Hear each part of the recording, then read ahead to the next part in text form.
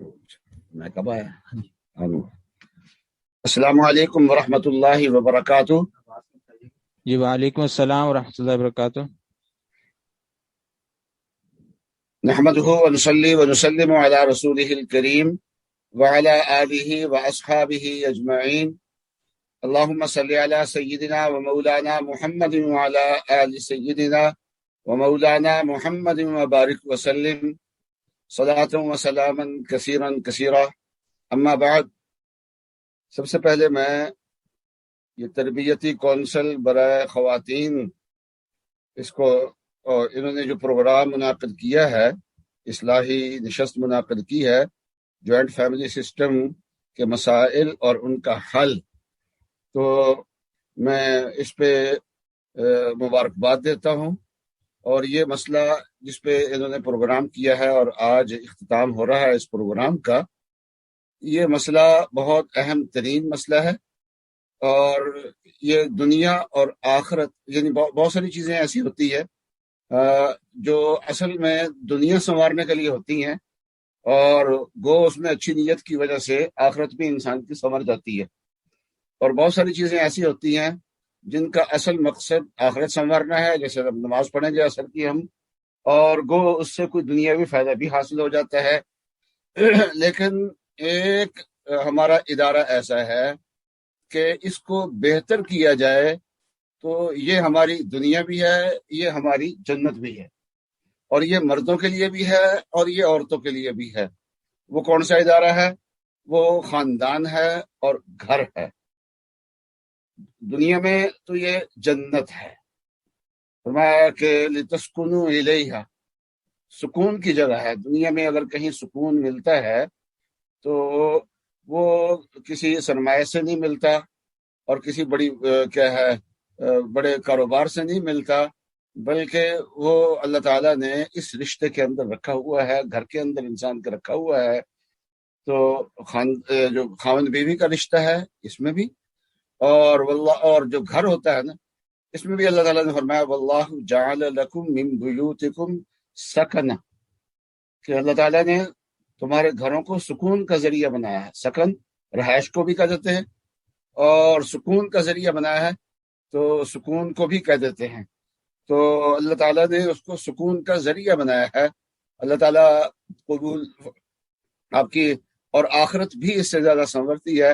رسول اللہ صلی اللہ علیہ وسلم نے خاتون کے لیے جو بنیادی دین کے فرائض بیان فرمائے ہیں، فرمایا کہ ایما امرأتن، کہ وہ عورت جو صلت خمسہ، جو 5 نمازیں پڑھ لے، اور سامت شہرہا، اور سال میں 1 مہینے کے روزے رکھ لے، وہ اطاعت بالہا، اور اپنے خاوند کی اطاعت کر لے، تو جس دروازے سے چاہے وہ جنت میں داخل ہو جائے. اور اسی طریقے سے خاوند کے لیے بھی یہی ہے کہ وہ جتنا حسن سلوک کرے گا، یہ حسن سلوک اس کے لیے جنت میں داخل ہونے کا ذریعہ بن جائے گا. یہاں ماشاءاللہ علماء اکرام نے بہت اچھی باتیں کی ہوں گی، لیکن جہاں مشترکہ خاندانی نظام ہوتا ہے، وہاں جہاں خوبیاں ہیں تو وہاں کچھ مشکلات بھی اس کے ساتھ جڑی ہوئی ہیں. ان مشکلات پہ بھی ہمیں نظر رکھنی چاہیے، اور جہاں وہ مشکلات حل کی جا سکتی ہیں ان مشکلات کو حل کرنے کی حد درجہ کوشش کرنی چاہیے. جو مشکلات اس خاندانی نظام میں ہیں، ان میں ایک مشکل آج تو جو مجھے بتائی گئی ہے، تو اس سے ہٹ کے 2 مشکلیں میں تھوڑی سی اشارہ کر دیتا ہوں. وہ یہ ہے کہ خاوند کی ذمہ داری ہے کہ عورت کو رہائش دے. اسکنوہن من حیث سکنتم من وجدکم، اپنی حیثیت کے مطابق اس کو رہائش کا مکان دے. رہائش کے مکان کی ایک صورت تو یہ ہے کہ ایک صحن ہے اور اس میں متعدد کمرے ہیں، تو ایک کمرہ ایک بیوی کو دے دیا گیا. ایک صورت تو یہ ہے، اور اس سے بھی فریضہ ادا ہو جاتا ہے، خاوند کی ذمہ داری ادا ہو جاتی ہے.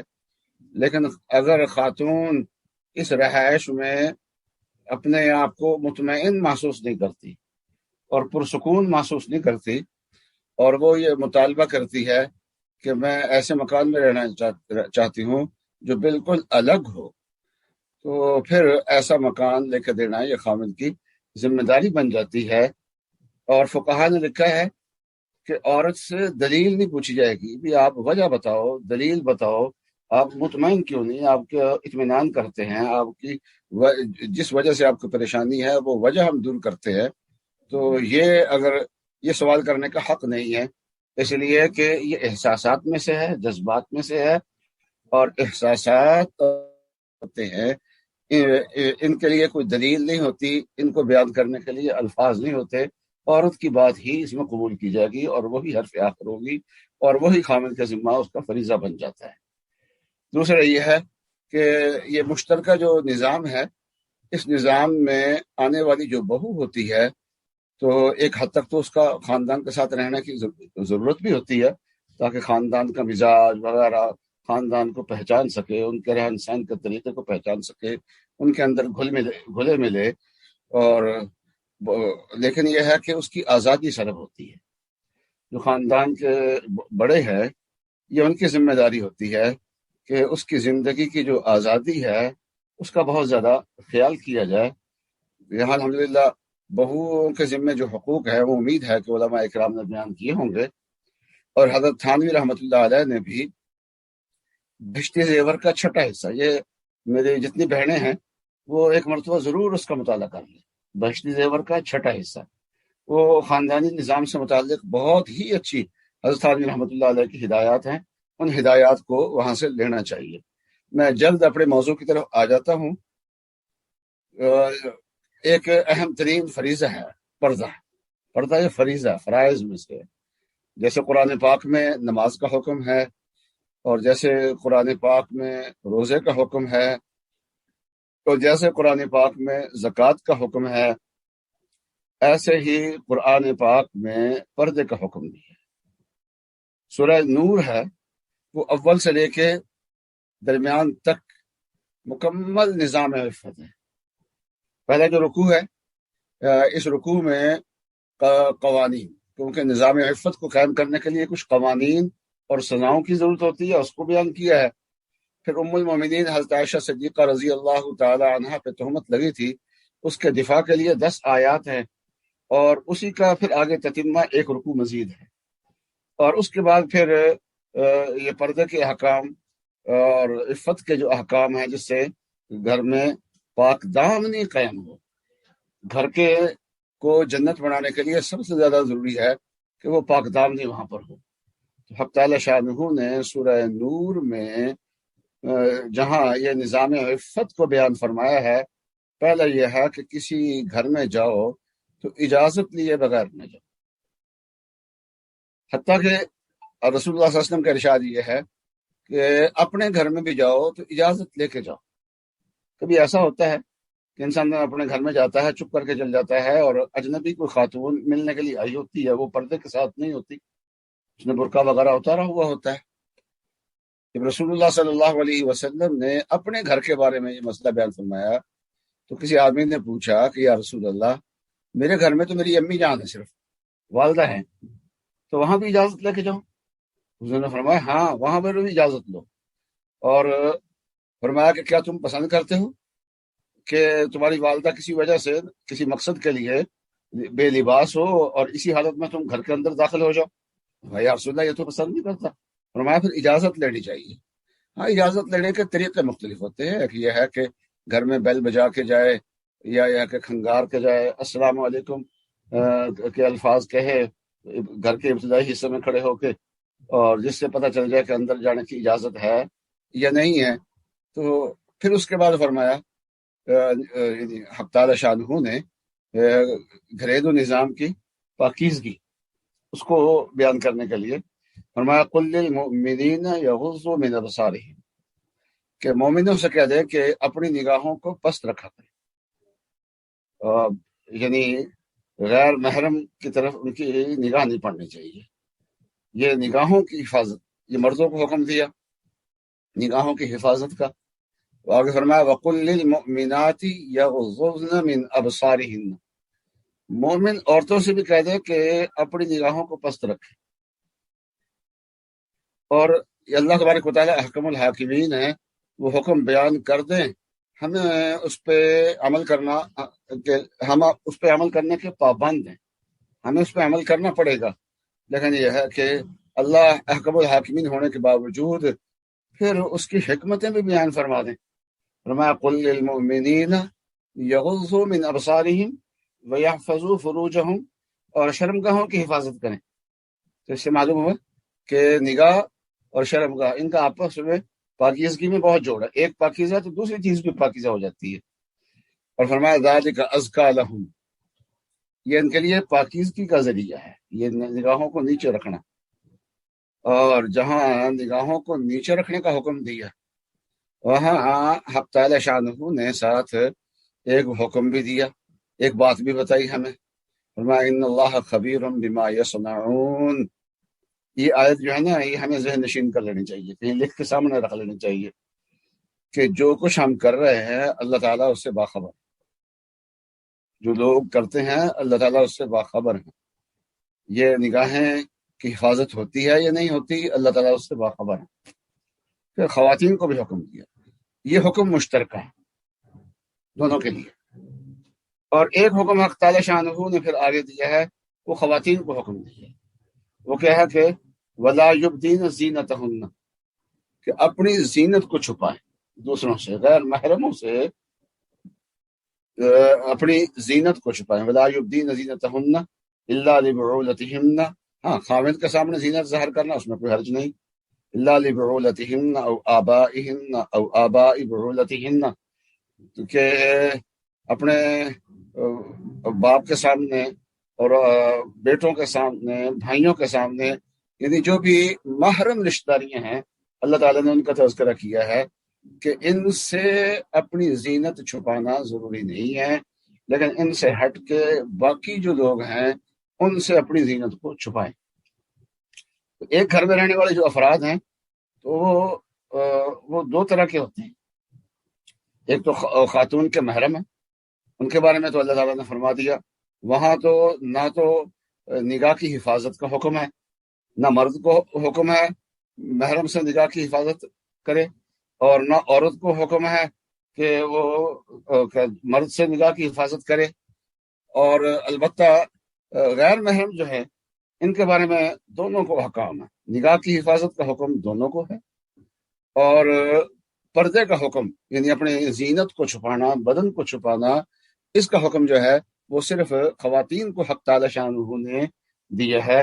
اللہ تعالیٰ نے زینت بھی خواتین کو دی ہے، اور جب اللہ تعالیٰ نے اتنی بڑی دولت دی ہے، زینت بہت معمولی چیز نہیں ہوتی۔ آج زینت پہ ہمارے ملک کے اربوں ڈالر خرچ ہو رہے ہیں، اور جو ہمارے ملک کی درآمدات ہے، ہمارا ملک کا جو بجٹ ہے وہ عدم توازن کا شکار ہوتا ہے۔ تو عدم توازن یہ کیا ہوتا ہے کہ ہماری جو ایکسپورٹ ہے وہ کم ہوتی ہے اور امپورٹ زیادہ ہوتی ہے۔ تو جو چیزیں ہم امپورٹ کرتے ہیں ان میں سے ایک زینت بھی ہے، سامان زینت جو ہے وہ آج کل مردوں کے لیے بھی استعمال ہو رہا ہے، لیکن زیادہ تر بیوٹی کا سامان جو ہے وہ عورتوں کے لیے زیادہ استعمال ہو رہا ہے اس وقت، اور اللہ تعالیٰ نے بہت بڑی نعمت دی ہے۔ اور عجیب بات یہ ہے کہ مذکر اور مؤنث اللہ تعالیٰ نے تمام جانداروں میں رکھا ہے، لیکن باقی انسانوں کے سوا جتنے باقی جاندار ہیں ان میں اللہ تعالیٰ نے جو زینت ہے وہ مذکر کو دی۔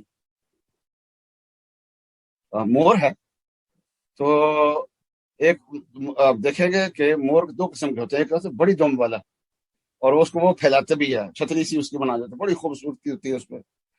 اور ایک مور ہوتا ہے جس میں دم وغیرہ وہ نہیں ہوتی، تو وہ نر ہوتا ہے، اور خوبصورتی جو ہے نہیں، وہ خوبصورتی جو ہے وہ نر کو دی اللہ تبارک و تعالیٰ نے، لیکن یہاں اللہ تعالیٰ نے عورتوں کو خوبصورتی دی ہے، لیکن ساتھ اس کو چھپانے کا حکم دیا ہے، غض بصر کا حکم دیا ہے۔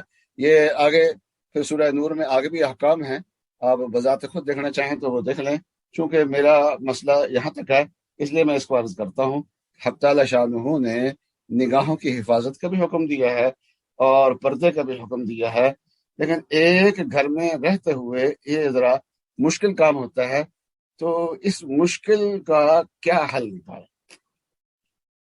تو دو چیزیں ہیں، ان سے بہت زیادہ بچنے کی ضرورت ہے، اور ان میں بے احتیاطی کی قطعاً گنجائش نہیں۔ ایک تو یہ ہے کہ مذاق اور زیادہ فری نہیں ہونا چاہیے غیر محرم سے۔ مثلا خاتون ہے تو اس کا دیور بھی رہتے ہیں وہاں پر، اور اس کا جیٹھ بھی رہتا ہے۔ جیٹھ کا رشتہ تو ویسے قابل احترام ہوتا ہے عام طور پہ، بڑے بھی ہوتے ہیں اور احترامی ہوتا ہے عام طور پہ، لیکن جو دیور ہوتے ہیں تو وہ ان سے ذرا بے تکلفی ہو جاتی ہے چھوٹے ہونے کی وجہ سے۔ اور بس اوقات جب وہ خاتون اس گھر میں آئی ہوتی ہے تو اس وقت وہ اس عمر میں ہوتے ہیں دیور کہ اس عمر میں ان سے پردہ نہیں کرنا ہوتا، لیکن ایسا ایسا وہ بڑے تو ہوتے ہیں، لیکن وہ بچپن کی جو بے تکلفی ہے وہ رہ جاتی ہے۔ تو بے تکلف ہونا اور فری ہونا اور ذاتی رابطہ رکھنا، وہ جو ہے اس سے بہت زیادہ پرہیز کرنا چاہیے۔ ایک تو یہ ہے، اور دوسرا خلوت سے پرہیز کرنا چاہیے، کسی دیور سے، جیٹھ سے، بھابھی سے، اور بھی جو کوئی رشتہ دار ہو غیر محرم ہو تو اس سے خلوت کی صورت کبھی نہ بنے۔ ایسی صورت نہ بنے سارا گھر چلا گیا ہو اور بھابھی اور دیور جو ہے وہ گھر میں رہ گئے ہوں۔ اس صورت کو کبھی بھی برداشت نہیں کرنا چاہیے، اور اس کی میں بڑی احتیاط کرنی چاہیے۔ ہمارے بزرگوں نے اس سلسلے میں بڑی احتیاط کی۔ حضرت تھانوی رحمۃ اللہ علیہ کے گھر والے کہیں گئے ہوئے تھے، اور حضرت کے جو خادم تھے بھائی نیاز، تو وہ حضرت کے گھر میں آ کے ٹھہری ہوئی تھی تاکہ حضرت کا کھانا وغیرہ پکائیں، اور بھائی حضرت کو ضرورت پڑی کہ بھائی نیاز کو کسی کام کے لیے بھیجیں۔ بھائی نیاز کو کام کے لیے حضرت نے بھیجا تو حضرت نے فرمایا کہ بھی وہ دلہن جو اندر کمرے میں ہے تو وہ باہر وہ پریشان ہوگی، اکیلی قبر مکان میں ڈرے گی، تو اس دلہن کو کہہ دو کہ وہ مردانہ جو بیٹھک ہے اس میں آ کے بیٹھ جائے، ڈرائنگ روم میں آ جائے، اور فرمایا کہ مجھے چارپائی نکال کے رکھ دو، میں گلی میں باہر بیٹھ جاؤں۔ یہ نہیں پسند فرمایا کہ خود ڈرائنگ روم میں بیٹھے ہوتے اور خادم کی جو بیوی ہے وہ اندر ہوتی، پردہ تو پھر بھی ہو جانا تھا، لیکن پھر بھی ایک طرح کی خلوت تھی۔ میں ایک واقعہ آپ کو سنا دیتا ہوں، خلوت سے بچنے کے لیے بہت زیادہ ضروری ہے، غیر محرم کی جو خلوت ہے اس سے بہت زیادہ بچنا چاہیے۔ حضرت تھانوی رحمۃ اللہ علیہ کے رشتہ داروں میں ایک تھے ظفر احمد صاحب، ایک تو مولانا ظفر احمد عثمانی تھے، وہ تو عالم تھے، یہ ایک ظفر احمد صاحب تھے انجینئر، اور کراچی میں میں نے ان کی بہت ڈاکٹر عبدالحی صاحب عارفی رحمۃ اللہ علیہ کے مجلس میں ان کی میں نے زیارت بھی بہت کی ہے، اور وہ ماشاء اللہ میں نے جب دیکھا تو ان کی زبان اللہ کے ذکر سے تر رہتی تھی، ذکر ہی کرتے رہتے تھے، انجینئر تھے، اور حضرت کی زندگی میں ہی وہ مزید تعلیم حاصل کرنے کے لیے انگلینڈ بھی گئے تھے، وہاں جا کے بھی انہوں نے تعلیم حاصل کی تھی، تو انگلینڈ میں ان کا آنے جانا تھا، تو کسی خاتون کا نکاح وہاں کسی مرد سے ہو چکا تھا، تو خاتون کے خاندان کے لوگوں نے کہا کہ آپ جا رہے ہیں تو اس کو بھی ساتھ لے جائیں۔ انہوں نے کہا کہ غیر محرم کے ساتھ تو سفر کرنا ٹھیک نہیں ہے، غیر محرم کے ساتھ سفر کرنا تو ٹھیک نہیں ہے، تو اب تو گھر والوں نے کہا کہ نہیں، وہ سفر وہ خود کرے گی، آپ کا کام تو یہ ہے کہ کہیں مدد کرنے کی ضرورت پیش آئے تو آپ راستے میں مدد کر دینا، اور ایئرپورٹ پہ اس کا خامد آ جائے گا، وہ آ کے لے لے گا، تو آپ کی ذمہ داری ختم۔ جب ایئرپورٹ پہ اترے تو آگے سے وہ خامد آئے نہیں، اس لیے کہ وہ زمانہ تھا اطلاعات کے لیے فون زیادہ نہیں ہوتے تھے، تو وہ اطلاع نہیں ہو سکی، وہ نہیں پہنچائے، انہوں نے اس کو جا کے پھر اطلاع کی کہ آپ کی بیوی بھی آئی ہوئی ہے اور فلاں ایئرپورٹ پہ ہم اترے ہیں۔ اس نے کہا کہ میں بہت دور ہوں، رات ہو چکی ہے، آپ کسی ہوٹل میں رات کو ٹھہر جائے، میں صبح کو آ کے لے لیتا ہوں۔ اب انہوں نے اس خاتون سے کہا کہ بھائی ایک کمرے میں اجنبی مرد اور اجنبی عورت کا اکٹھے رہنا جائز نہیں ہے۔ ہم نے حضرت تھانوی سے یہ سنا ہے، انجینئر ہے، عالم نہیں ہے، تو اس لیے الگ الگ دو کمرے لے لیتے ہیں۔ اس خاتون نے کہا میں تو یہاں ڈرتی ہوں، میں کیسے رہوں، اب سردی بھی، تو انہوں نے کہا کہ اچھا کمرہ ایک لے لیتے ہیں، اندر تم رہ لینا، میں برآمدے میں بیٹھ جاؤں رات کو، اور رات اس طریقے سے انہوں نے گزاری۔ تو یہ تو اجنبی تھی جو اس کے ساتھ رشتہ داری نہیں تھی۔ رسول اللہ صلی اللہ علیہ وسلم سے کسی نے پوچھا کہ یا رسول اللہ ہم کے بارے میں کیا رائے ہے؟ الحمو، ہم کہتے ہیں عورت کے وہ رشتہ دار جو خامد کی طرف سے ہیں، دیور ہے، جیٹھ ہے، رسول نے فرمایا کہ الحم الموت، وہ تو موت ہے، اس لیے اس سے بہت زیادہ بچنے کی ضرورت ہوتی ہے، احتیاط کرنے کی ضرورت ہوتی ہے، اور دو چیزوں سے بہت زیادہ بچیں، ایک خلوت نہ پیش آنے دیں، اور دوسرا یہ ہے کہ زیادہ بے تکلف ایک دوسرے سے نہیں ہونا چاہیے۔ باقی یہ ہے کہ ایک خاندان ایک گھر میں رہتے ہیں تو برقع اڑ کے تو نہیں رہ سکتے، تو چادر جو ہے وہ ایسی کر لی جائے کہ جس میں جدھر مرد ہو اندازہ کر کے ادھر سے چادر کا پلہ تھوڑا سا آگے کر لیا جائے، اپنے چہرے کو بھی چھپایا جائے۔ تو جی سوالات، ہاں جی ٹھیک ہے، تو یہ چہرے کو چھپایا جائے، اس چیز کی کوشش کی جائے۔ اور بعض جگہ ایسا ہوتا ہے کہ اتنی احتیاط بھی نہیں ہوتی، بعض فقہا نے ایسے مشکل ماحول میں چہرہ اور ہاتھ کھولنے کی اجازت دی ہے، بعض لوگوں نے اس چیز کی اجازت دی ہے، لیکن یہ ہے کہ آج کل کا جو ہمارا ماحول ہے، اس ماحول میں اس اجازت پہ عمل کرنا بھی مناسب نہیں، بلکہ جب ایسی صورتحال زیادہ مشقت والی ہو تو پھر گھر کو الگ کر لینا ہی زیادہ بہتر ہوتا ہے، یہی حل ہوتا ہے۔ تو یہ چند باتیں عرض کی ہیں میں نے، اب کوئی کسی نے پوچھنا ہو تو پوچھ لے، اور اس کے بعد پھر دعا کرتے ہیں۔ سوالات بھیجتی ہوں اچھا، کہ دیور، جیٹھ، بھابھی اور نند سب ایک ہی ٹیبل پر بیٹھ کر کھانا کھاتے ہیں اور برا مناتے ہیں اگر ان کے ساتھ بیٹھ کر کھانا نہ کھایا جائے، کیا اس میں گناہ ہوگا؟ ہاں، ایک ہی کسی نے پوچھا ہے کہ دیور، جیٹھ، نند، بھابھی یہ سارے ایک ہی جگہ بیٹھ کے وہ کھانا کھاتے ہیں، تو ایک ٹیبل پہ بیٹھ کے، تو کیا اس میں گناہ ہوگا؟ تو اگر جس چہرہ کھولنے میں فتنے کا اندیشہ ہو تو وہاں گناہ ہو، یہ آپ دیکھ لیا جائے یہاں پر فتنے کا اندیشہ ہے یا نہیں ہے، کیونکہ آج کے ماحول میں یہ گھریلو جو غلاظتیں ہیں، بے حیائیاں ہیں، وہ لوگ کرتے بھی ہیں، اور پھر سوشل میڈیا پہ بھی اس کو شیئر کرتے ہیں، بلکہ واقعات بنا بنا کے شیئر کرتے ہیں تاکہ لوگ زیادہ گھروں کے اندر آپس میں بے حیائیاں بڑھے۔ تو آج کے دور میں احتیاط بہتر ہوتی ہے، بہتر یہی ہے، اس میں بھی یہ کوشش کرے کہ ایک ٹیبل پہ بیٹھ جائے، لیکن یہ ہے کہ چہرے کو چھپا دیں، بہتر یہ ہے، جدھر غیر اس طریقے سے بیٹھے کہ سامنے غیر محرم نہ ہو، غیر محرم دائیں بائیں ہو، اور جدھر غیر محرم ہو ادھر کو ذرا چادر کا پلہ جو ہے وہ آگے کر لیا جائے، چہرہ چھپایا جائے وہاں پر، اور اس طریقے سے پردے کے اہتمام کے ساتھ بیٹھیں، تو یہ بیٹھنا اچھا ہے، اس لیے کہ یہ بیٹھنے سے ہی آپس میں کیا ہے محبتیں بڑھتی ہیں، لیکن تھوڑا سا پردے کا اہتمام کر لیا جائے اس میں۔ اگر کسی کا شوہر پردہ اور نقاب سے منع کرے تو اس صورت میں عورت کیا کرے؟ ہاں، اگر نقاب سے منع کرتا ہے تو یہ پھر یہ ہے کہ جس عالم سے آپ مسئلہ پوچھتے ہیں تو مخصوص حالات کے مطابق اس سے مسئلہ پوچھ لیا جائے، عام حالات کے متعلق یہ مسئلہ بتانا مناسب نہیں۔ شوہر کا گھرانہ بد اخلاق ہو اور صبر کر کر کے بیوی نیم نفسیاتی ہو چکی ہو اور کئی طرح کی بیماریوں کا شکار ہو چکی ہو تو کیا کرے؟ اچھا، مجھے پڑھا دو ذرا۔ شوہر اگر بد اخلاق ہو اور صبر کر کر کے بیوی نیم نفسیاتی ہو چکی ہو اور کئی طرح کی بیماریوں کا شکار ہو تو کیا کرے؟ اب اس کے دل ہی میں نہ ہی شوہر کی عزت ہے، نہ ہی اس کے خاندان کی، تو ایسی صورت میں عورت کو الگ رکھنا واجب ہوتا ہے۔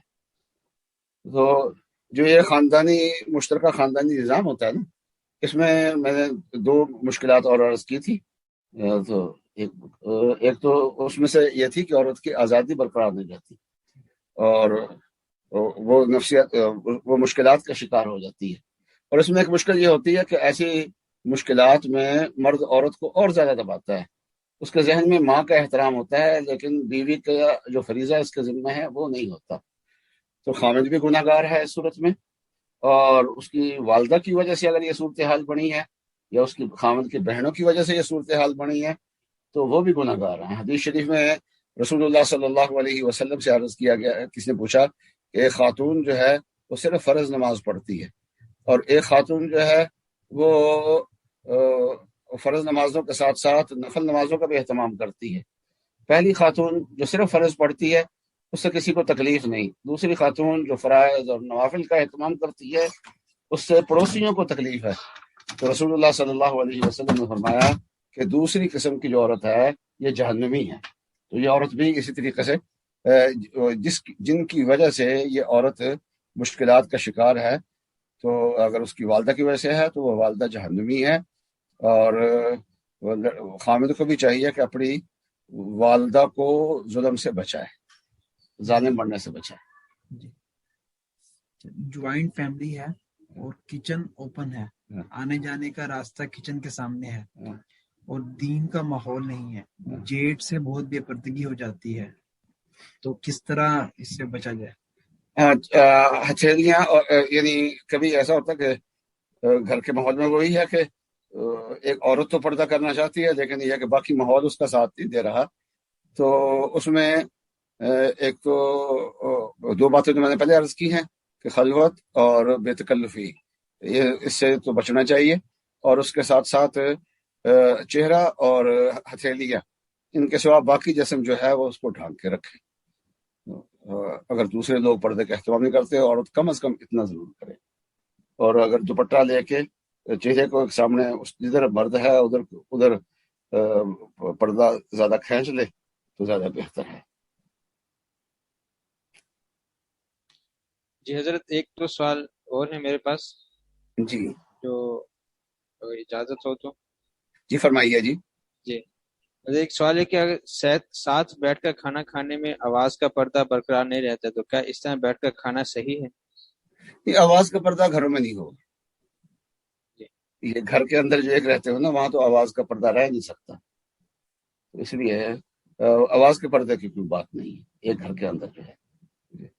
بس یہ ہے کہ ایک ٹیبل پہ اگر بیٹھے ہیں تو بیٹھنے کی ترتیب ایسی بنا لیں کہ عورت کے دائیں جانب غیر محرم ہو جائے، بائیں طرف کو غیر محرم ہو جائے، سامنے نہ ہو، اور جدھر ہے ادھر تھوڑا سا اپنے دوپٹے کا پلے کو ذرا تھوڑا سا آگے کر۔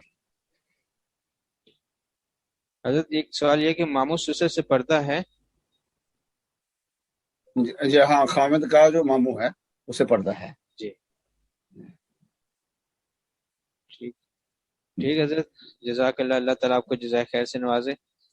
آپ نے بہت انتہائی ایک اور اہم گفتگو فرمائی پردے سے متعلق، تو آپ نے اپنے قیمتی وقت میں سے وقت نکال کر آج کی اختتامی نشست میں شرکت فرمائی اور ہماری رہنمائی فرمائی۔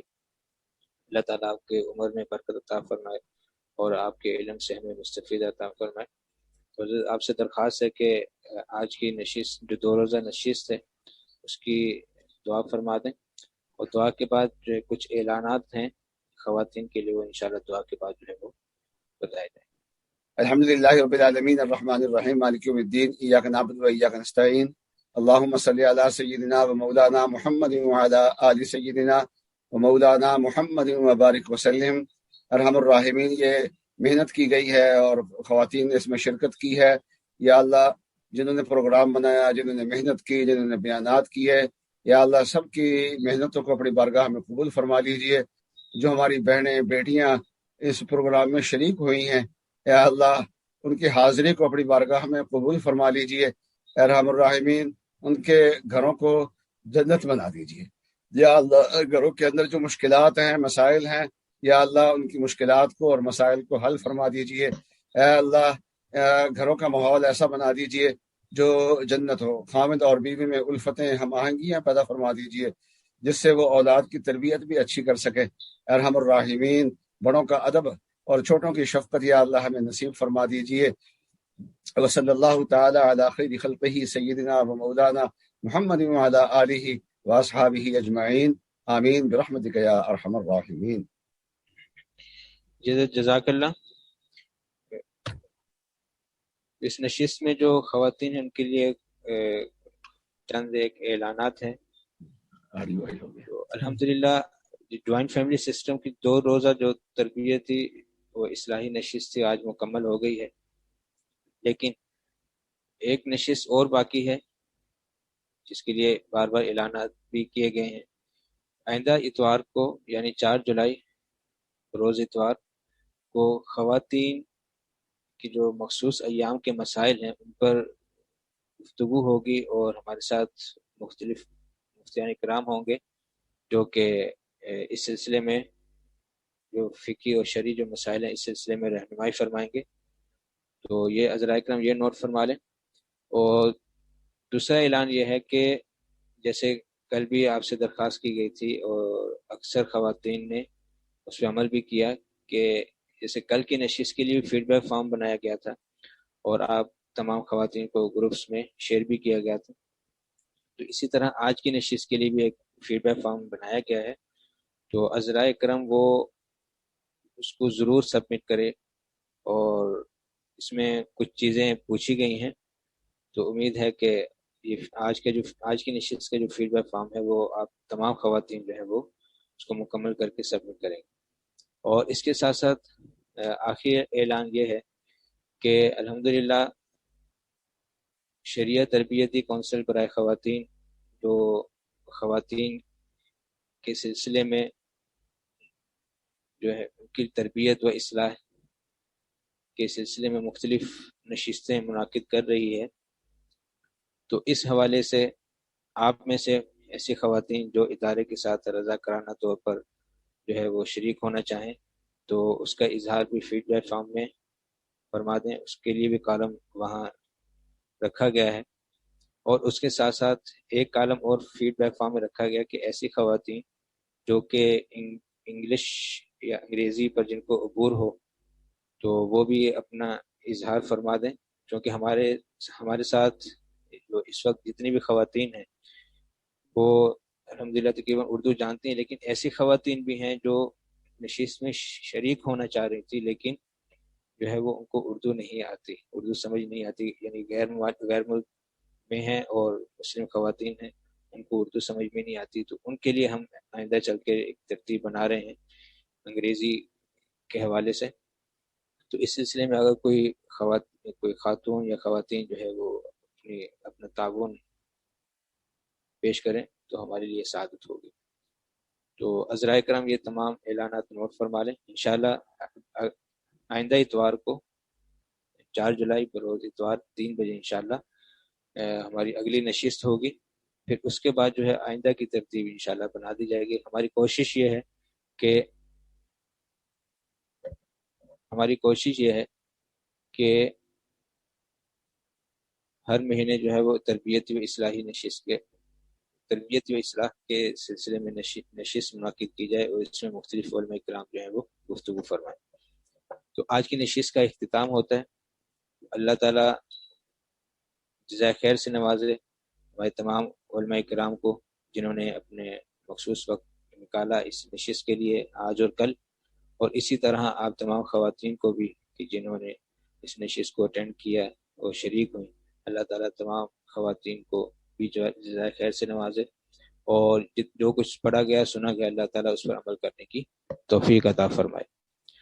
تو آج کی نشست کا اختتام ہوتا ہے. تو انشاءاللہ آئندہ اتوار کو نئے موضوع کے ساتھ اور نئے دیگر مفتیان کرام کے ساتھ ہم دوبارہ حاضر خدمت ہوں گے. جزاک اللہ خیر و احسن الجزا.